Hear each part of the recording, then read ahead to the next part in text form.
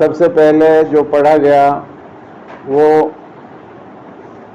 اگر کسی سے کوئی خطا سے کوئی آدمی کسی مسلمان کا قتل ہو جائے غلطی سے، مثال کے طور پر ایکسیڈنٹ سے کوئی مسلمان آپ کے گاڑی سے ٹکرا گیا اور وہ مر گیا، تو اس کی سزا قتل کے بدلے قتل نہیں ہے، اس کی سزا علیحدہ بیان کی گئی، کیونکہ یہ غلطی سے کسی کو مارا گیا، ایکسیڈنٹ میں ہوا ہے تو اس کی سزا دوسری ہے۔ ہاں اگر جان بوجھ کر کسی نے کسی کو مارا تو اس کی سزا دوسری ہے، اس کے بدلے میں قتل کا بدلہ قتل ہے۔ اس طرح سے قرآن مجید نے بتایا، اصولی بات بتائی۔ اس کے بعد بتایا جیسے اللہ کے رسول صلی اللہ علیہ وسلم نے ہجرت کی مکہ سے مدینہ کے لیے، تو اس وقت اعلان ہو گیا تھا، اللہ کے رسول نے ارشاد فرما دیا تھا کہ جو لوگ مکہ کے اندر ہیں وہ ہجرت کر کے مدینہ آ جائیں، اور یہ جگہ ہمارے لیے محفوظ نہیں ہے، اسے چھوڑ دیں۔ تو یہ ہجرت فرض ہو چکی تھی۔ آپ کے کہنے کے باوجود اگر کوئی آدمی ہجرت نہ کرے تو پھر وہ گنہگار ہوگا۔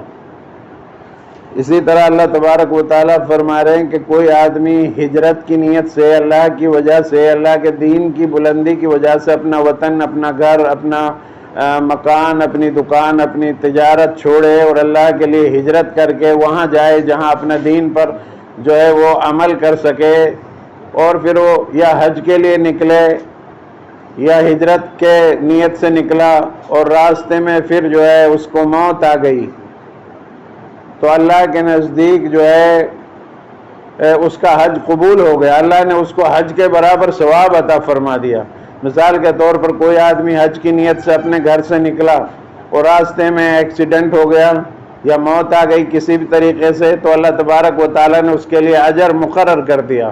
اسی طرح ہجرت کر کے گھر بار چھوڑ کے دین کے لیے، اپنے دین کی بقا کے لیے نکلا اور پھر راستے میں اس کا انتقال ہو جائے تو اللہ تعالیٰ فرماتا ہے کہ میرے یہاں اس کا اجر مقرر ہو گیا، میں اس کو اجر پورا عطا فرماؤں گا۔ تو اللہ نیتوں کو دیکھتا ہے، انما الاعمال بالنیات، اعمال کا دار و مدار نیت پر ہے، جیسے ہماری نیت ہوگی ویسے ہی ہمارے ساتھ ہمارے اعمال کی مقبولیت ہوگی۔ نیت اچھی ہوگی تو ہمارے اعمال بہت زیادہ اس کا وزن ہوگا اللہ کے نزدیک۔ تو اللہ تبارک و تعالیٰ اس طرح سے فرماتا آگے اللہ تبارک و تعالیٰ کہ میں کفر کو، شرک کو معاف نہیں کروں گا، اس کے علاوہ جس کے لیے چاہوں گا میں معاف کر دوں گا۔ تو ہم لوگ جو ہے کفر سے، شرک سے بچنے کی کوشش کریں۔ کفر کہتے ہیں اللہ کا انکار کر دینا، نبی صلی اللہ علیہ وسلم کی رسالت کا انکار کر دینا۔ شرک کہتے ہیں کہ اللہ کو ماننا لیکن اللہ کے ساتھ اور بھی چیزوں کو برابر کرنا۔ مثال کے طور پر زمیندار ہے، کاشتکار ہے، وہ یہ کہتا ہے کہ میری زمین اگر نہ ہوتی میرے پاس تو میرا گزارا نہیں ہوتا، یا ملازم یہ کہے کہ میری ملازمت نہ ہوگی تو میرا گزارا کیسے ہوگا، تو یہ بھی ایک شرک کی بات ہے۔ اللہ تبارک و تعالیٰ ان کے علاوہ بھی آپ کا گزارا کر سکتا ہے اور آپ کو پال سکتا ہے۔ اللہ تبارک و تعالیٰ پتھر کے اندر کیڑے کو چاول کا دانہ کھلا سکتا ہے، انڈے کے اندر سے بچے کو وہی پیدا کرتا ہے، بے جان چیزوں کے اندر سے جاندار وہی نکالتا ہے، رات میں سے دن کو لاتا ہے، دن کے اندر سے رات کو لاتا ہے، چاند اور سورج کے نظام کو چلاتا ہے، کبھی چاند اور سورج میں ٹکراؤ نہیں ہوتا۔ تو اللہ تبارک و تعالیٰ کفر کو، شرک کو معاف نہیں کرے گا، اس کے علاوہ جس کے لیے چاہے گا معاف کر دے گا۔ تو ہم لوگ جو ہے خرافات سے، شرکیہ باتوں سے اور جو ہے کفر سے، کفر کی باتوں سے بچنے کی کوشش کریں۔ ایک اللہ کے ہونے کا یقین اپنے دلوں میں پیدا کریں کہ سب کچھ کے بغیر وہ سب کچھ کر سکتا ہے، ہم سب کچھ کے باوجود کچھ بھی نہیں کر سکتے۔ اس طرح اللہ تبارک و تعالیٰ نے ہمیں حکم دیا۔ اس کے بعد اللہ تعالیٰ فرماتا ہے کہ نیکی کا کام چاہے مرد کرے یا عورت کرے، دونوں اللہ کے نزدیک دونوں کا عمل پورا دیا جائے گا۔ عرب کا اندر یہ تھا کہ بھئی عورت کام کرے دینداری کا اور نیکی کا کام کرے اس کا مقبول نہیں ہوگا، ایسا نہیں۔ اللہ تعالیٰ نے فرمایا کہ نہیں، چاہے کوئی عورت بھی دینداری کا کام کر رہی، 5 وقت کی نماز پڑھ رہی، مرد بھی 5، تو دونوں کو اجر برابر دیا جائے گا۔ اللہ کے نزدیک جو ہے مرد کا اونچا مقام نہیں ہے، اور کسی عورت کا بالکل حقیر نہیں سمجھا گیا ہے اسلام کے اندر.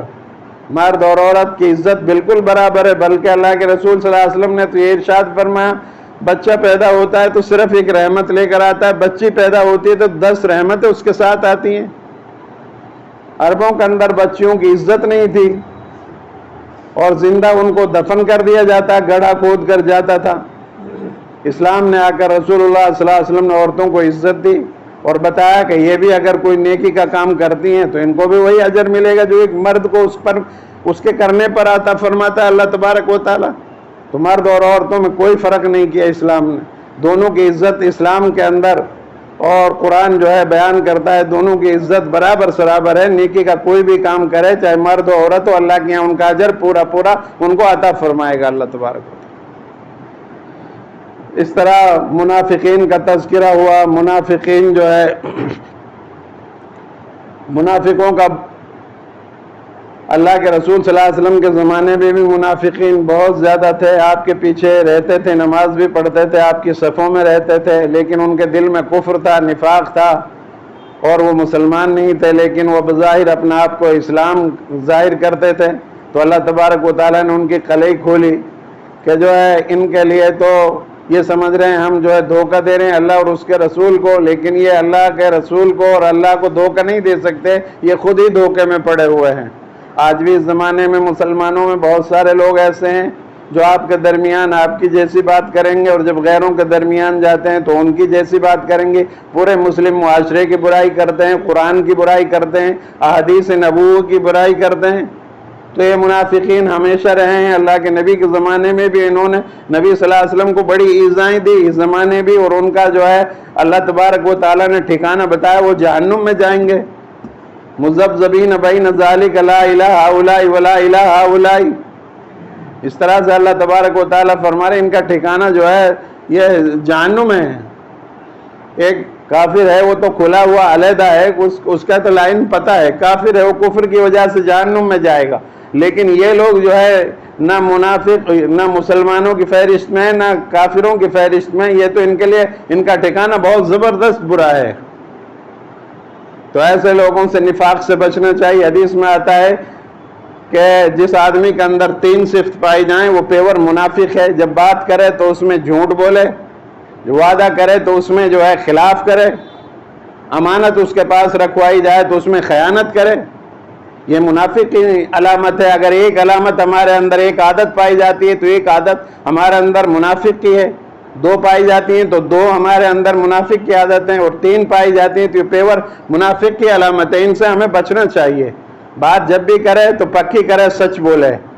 وعدہ کرے تو اس کو پورا کرنے کی کوشش کرے. اگر وعدہ پورا نہیں ہو رہا ہے تو معذرت چاہ لے کہ میں ابھی نہیں کر سکتا, اس کو پورا بعد میں اتنے دن کے بعد کروں گا. امانت ہمارے پاس کسی کی ہے, ہمارے پاس لین دین ہوتا ہے, انسانی فطرت ہے, ضرورت ایک دوسرے سے پڑتی ہے, تو اس کو جو ہے ایک دوسرے کی امانت ہے ایک دوسرے کے پاس ہوتی ہیں تو ان کا خیال رکھنا چاہیے, ان کو پورا پورا ادا کرنا چاہیے. نبی صلی اللہ علیہ وسلم ہجرت کر کے مدینہ جا رہے ہیں تو علی رضی اللہ تعالیٰ عنہ کے سپرد کر کے جا رہے ہیں مکہ والوں کی امانت.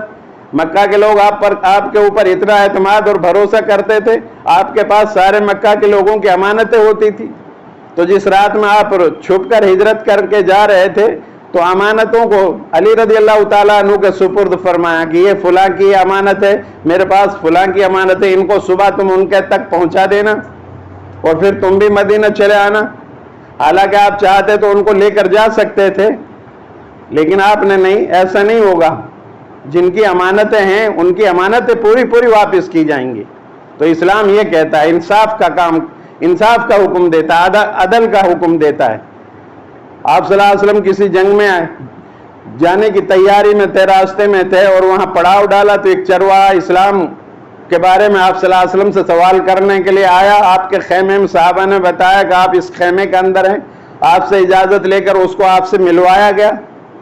وہ چرواہا تھا, بکریاں چراتا تھا کرائے پہ عرب کے اندر, عرب لوگوں کی. تو اس نے آپ صلی اللہ علیہ وسلم سے سوالات کیے کہ جی اسلام کیا, آپ نے ان کو سمجھا اسلام یہ ہے, اور آپ کے متعلق اس نے سوال کیا, آپ نے فرمایا اللہ کا رسول ہوں. اور بھی بہت سارے اس نے سوالات کیے تو آپ کی باتوں پر اس کو اطمینان ہوا اور پھر وہ اسلام اس نے قبول کیا. پھر اس نے کہا کہ جی میرے پاس یہ بہت ساری بھیڑ بکریاں ہیں لوگوں کی، میں تو اب واپس نہیں جاؤں گا، یہاں پر آپ لوگوں کو دیتا ہوں۔ آپ نے فرمایا ایسا کچھ نہیں، آپ اسلام قبول کیا یہ آپ کی اچھائی کی بات ہے، لیکن جو لوگوں کی تمہارے پاس بکریاں بھیڑ بکری امانت ہے تمہارے پاس، پہلے ان کو واپس کر کے آؤ پھر آؤ ہمارے پاس۔ تو یہ ہے عدل اور انصاف۔ آپ چاہتے تو نہیں تقسیم کر دیتے لوگوں میں؟ تو معاملات بہت ضروری ہے ہمارا صاف ہونا۔ ہم نے کسی سے کچھ لیا تو اس کا پورا پورا ادا کریں، ورنہ قیامت کے روز ہم سے اس کے جو ہے بہت بڑا خمیازہ بھگتنا پڑے گا۔ ہماری امت، اللہ کے رسول نے صلی اللہ علیہ وسلم نے صحابہ سے پوچھا تھا کہ مفلس کون ہے؟ صحابہ نے کہا جس کے پاس پیسہ نہ ہو، ہم تو اس کو مفلس کہتے ہیں۔ آپ نے فرمایا میری امت کا مفلس اور غریب وہ ہوگا جو قیامت میں ڈھیر ساری نیکی لے کر آئے گا، لیکن کسی کی زمین اس نے قبضہ کی ہوگی، کسی کو تھپڑ مارا ہوگا، کسی کو گالی دی ہوگی، کسی سے رشوت لی ہوگی، کسی کا پیسہ مارا ہوگا۔ اب وہ لوگ حقوق والے آئیں گے اور مطالبہ کریں گے، اللہ تعالیٰ اس کی نیکیاں ان لوگوں کو دے دیں گے، اور پھر اور بہت سارے لوگ رہ جائیں گے جن کا مطالبہ اس کے اوپر باقی رہے گا، پھر ان کے گناہ اس کے اوپر لاد ڈالے جائیں گے، اور یہ پیور کھڑا کا کھڑا رہ جائے گا، اس کے پاس ایک بھی نیکی نہیں ہوگی۔ یہ مفلس ہے امت کا۔ تو اگر ہم نے کسی کو گالی دی آج ہی معافی تلافی کر لیں، اگر ہم نے کسی کی زمین کسی کا پیسہ دبایا آج ہی ان سے رو دھو کر ان کا پیسہ واپس کریں یا ان سے معافی مانگ لیں، معاملہ صاف کر لیں، ورنہ قیامت کا روز ہمارے بہت بڑا اس کا مواخذہ بھگتنا پڑے گا اور جہنم میں جلنا پڑے گا۔ اس طرح سے یہودیوں کی بہت شرارت ذکر ہوئی، آج 1.5 پارہ پورا یہودی اور عیسائیوں نصارہ کا اس سے شرارتوں سے بھرا ہوا۔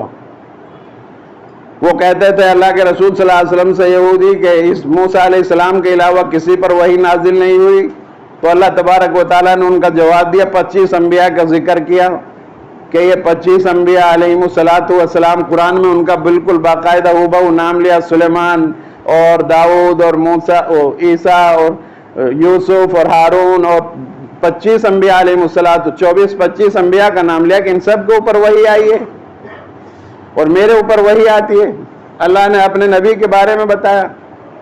تو اس طرح سے ان کی بہت شرارتات ذکر ہوئی ہے۔ یہ 40 سال تک بھٹکتے رہے جنگلوں کے اندر اور موسیٰ علیہ السلام کو جو ہے پریشان کرتے رہے جنگلوں میں۔ اللہ نے موسیٰ علیہ السلام کے کہنے پر، ان کی مانگ پر، ان کے لیے پتھر کے اندر سے 12 چشمے پھوڑے تھے ان کو پانی پینے کے لیے، جہاں پر پانی کا نام و نشان نہیں تھا پتھر کے اندر سے ان کو پانی دیا گیا۔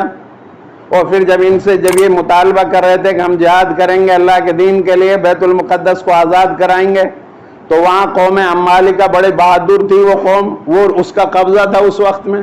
یہ اس قوم کا رعب ان کے دلوں پر پڑ گیا اور یہ جہاد سے انکار کر بیٹھے۔ پھر 40 سال تک گھومتے رہے اور پھر ان کے لیے منہ اور سلوہ آسمانی غذائیں آتی رہی، ان کو کھاتے کھاتے تھک گئے، کہنے لگے ہمیں تو یہ دال اور یہ پیاز اور یہ ککڑی اور یہ سلاد کی چیزیں چاہیے، اس ایک ہی کھانے پر اکتفا نہیں کر سکتے۔ اس طرح سے بہت ساری شرارتیں، ان کی بے انتہا شرارتیں بیان ہوئی ہیں آج یہودیوں کے بارے میں۔ آخر میں تو اللہ تعالیٰ کہہ رہا ہے کہ اسلام اور مسلمانوں کا سب سے بڑا جو دشمن ہے یہود ہے۔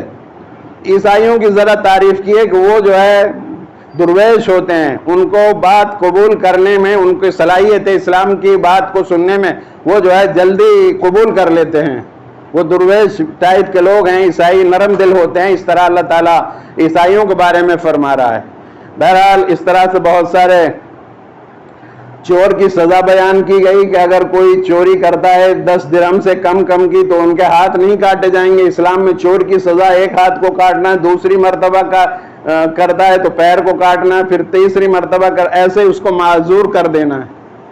چوروں کی سزائیں مقرر کی گئی، لیکن چھوٹی موٹی چوری کوئی کرتا ہے، باغ کا پھل چرا لیا کھانے کے لیے بھوکا تھا تو اس پر سزا وہ نہیں دی جائے گی۔ تو اس طرح چوروں کی سزائیں مقرر کی گئی، اور اگر کسی نے کسی کی آنکھ کو پھوڑا ہے تو اس کی بدلے میں اسی کی آنکھ پھوڑی جائے گی۔ پہلے یہ تھا کہ غلام کو پیش کر دیا جاتا تھا کہ اس کی آنکھ کو پھوڑ لو میرے بدلے میں۔ اسلام آیا تو لوگوں کے اندر عدل اور انصاف قائم کیا کہ نہیں، اگر آزاد آدمی نے آزاد آدمی کی آنکھ پھوڑی ہے تو اسی کی آنکھ پھوڑی جائے گی جس نے پھوڑی ہے۔